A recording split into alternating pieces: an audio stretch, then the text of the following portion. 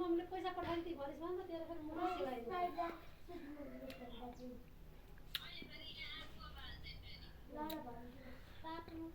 500 रुपया मात्र पठाइदिनु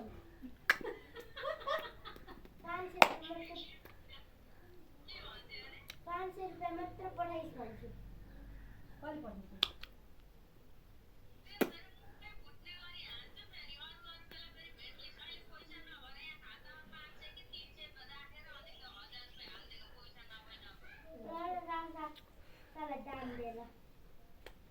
म बोलिदिएको थिएँ भाइ कुन मम्मीले यस्तै हो त नि बोल्नेसँग मात्रै छैन गयो हेर है त म बोल्नु जानु भन्दा ठुलोलाई म त जिस्केर बोले होला भन्खाने त अर्का पाउँदैन हाँसिरहेको के के हो कति जता पाएर